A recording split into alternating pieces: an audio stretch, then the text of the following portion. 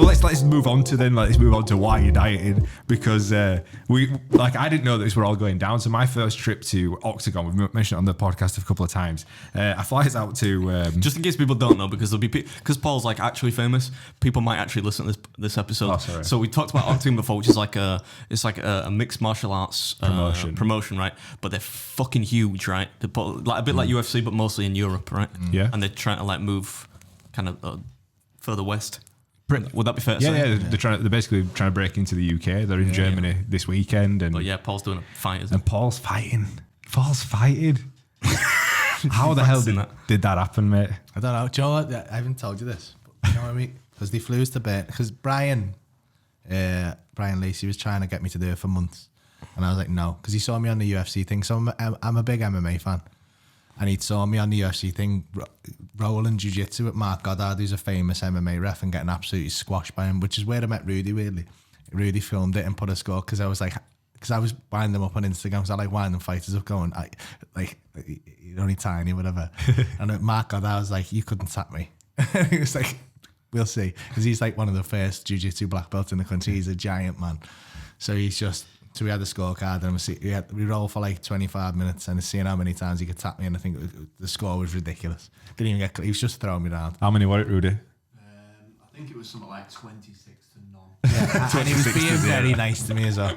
So Brian seen that, and he was like, come and do this fight. And I was like, no, because I've been offered loads of them before, and I was like, no, I don't want to start getting punched in the head at 40 years of age when I speak for a living. But we spoke about it a little bit, and then I realized there was a charity that I wanted to do it for, and I thought, so this would be, actually it'll be all right. I said, as long as you don't put me up against some fucking like 20-year-old kid off Love Island or something who's got nothing else to do with training, is just made of abs. She was like, okay, so you like come over and watch one of the events. So I was like, okay, yeah. So we flew us over to Bern, and we got off the plane, and you were there, weren't you?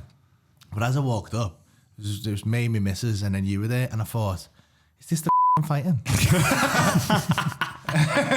Wish it was. Thought, fuck, he's bigger than me. Get the fuck out of you, paid to say that. Fuck, he's bigger than me. Yeah, he's bigger than me.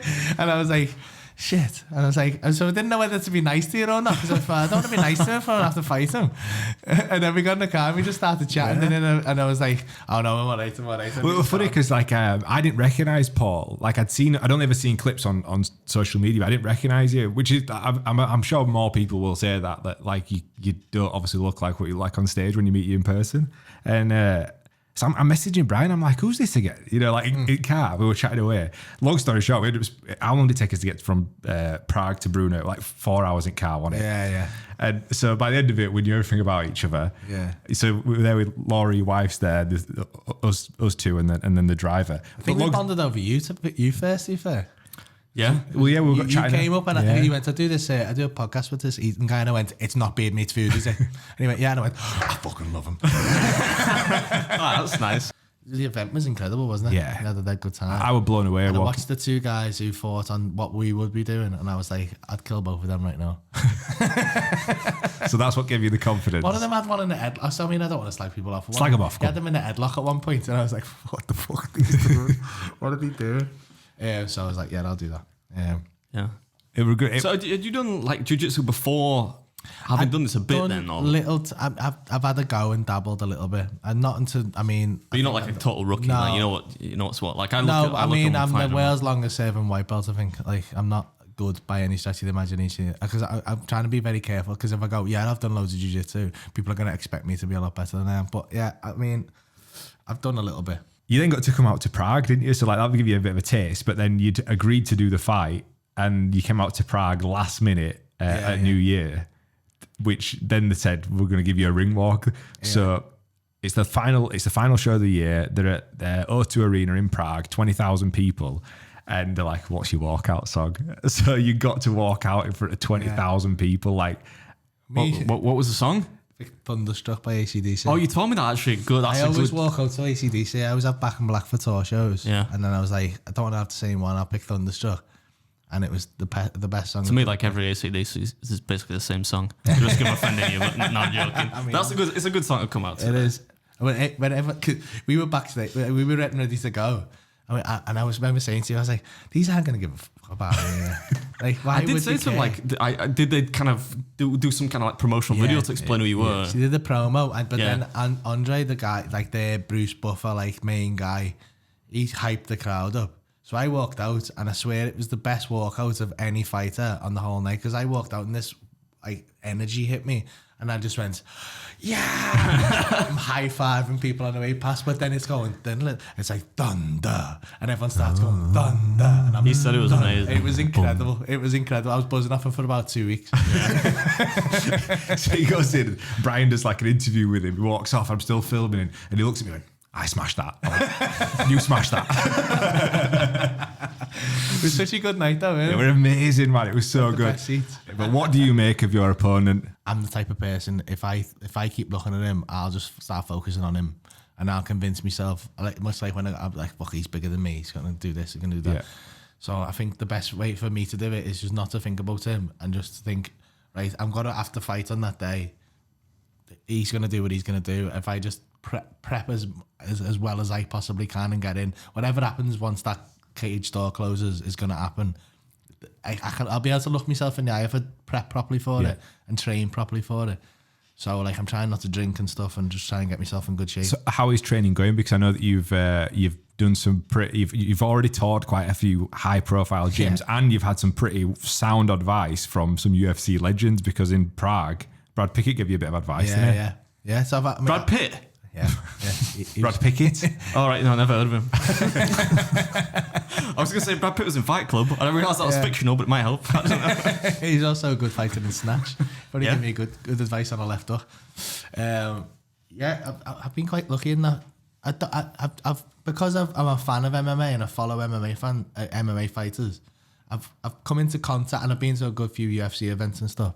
I've come into contact with a good few fighters. So I'm quite lucky in that people have been nice enough to let me jump in their gyms, because I was really worried, because I'm on the road half the week, every week. So I was thinking, how am I going to get into am I going to keep training properly? But I've been lucky enough to get into good gyms, like, and train with Dan Hardy and John Kavanagh, and Brad's given me some advice. I'm going to get in with Brad next month. Liam Madison in Leeds, when I've been up in Leeds. Loads of good gyms. What were it like? What were it like at SBG? So the home of Conor McGregor, for those that are. It's such a good place, and you really look at that. The thing you find about all these places is, I used to be really scared to go into these gyms, and I wanted to do it for years. And then you go down, and it's like, it's nothing like you expect, because you expect it to be full of like dead angry, like people scrapping each other, and it's full of people fighting, but everyone's just dead mellow, because you take all your aggression out. Everyone's really humble because they get squashed all the time, so no one's got any ego. Anyone with ego gets filtered out pretty quick in those places. So there's a nice level, there's a nice hierarchy which everyone respects. So there's like, I think in a tribal sense, people feel really comfortable in there. Everyone's just floating around happy, and you get a real sense of family in these places. So when you go in and you just show a bit of respect, and it's all about effort in those places. You don't have to be the best. You just have to turn up and not be a quitter. So I think if you do that and they see that, then everyone's fine with you, and you just kind of get welcomed in. And they really look after me at SPG, and then Kavanagh got hold of me at the end, because I was again we can overlay this footage. So I was like, because it was such a weird thing, because I had training set up in Dublin, and it fell through like the week before. The guy I was training with, it was SBG Charlestown, who was like a subsidiary of SBG headquarters. And I was going to go over there because my coach Tom Blackledge knows Owen Roddy from there, so we all got set up. And then he was like, "Oh, I'm flying away on Thursday morning." I was like, "Oh, no way!" But I knew yous were coming over to film, so I was like, "Oh God, I'm gonna have to let these know, because if they come all the way there and I've got no training, it's gonna be filming me jogging up the Liffey." So I messaged Brian saying this might have fallen through, and I'm gonna try and find something else. Then someone had said to me, Chris Fields, so I was like, "Oh, I'll message him." But then it turned out the guy I'm fighting was training at Chris Fields that same day, and I was like, "What are the chances of that?" And he's in Dublin the same day. So I was like, no way. So this has all fell through. And then John Kavanagh followed me on Instagram. Just as a mad coincidence. And I was like, so I was messaging him, "Yes, coach, thanks for the follow." And he went, "Oh, I've just come across your videos. If you're ever in Dublin, let me know." And I went, "I'm there on Wednesday." And he went, "Oh, you want to come for a move around?" So then I was like, I said, "See if you can tap me more times than Mark Goddard did." And he said, first one to die loses. And I was like, all right. I said, I'm bigger than you think, though. Let's just wind them up. But mate, I've never been guillotined so many times in my life. He's an absolute wizard. And he wouldn't let go of me either. You know, when you're like, so if you're rolling with someone, you'll separate and you'll like tap. Yeah, get one of them. One of them, and you go again. But he was just keeping all me on. Just dragging me around. And I couldn't get him off me, and it was so frustrating. It's mad. He wet willied me at one point. Really? Yeah. Wow. But to be fair, he said... Is that a UFC thing, or are we talking about the ear thing? Because he come to the show, him and his missus came to my show in the night, and then he come backstage after it. I said, I was saying to me, missus, wet willied me. And he was like, to be fair though, you got me in North-South, and I didn't expect you to have the pressure that you had. And he thought, I can't have this, I'll never live it down. So I thought, I'm just going to wet willy him.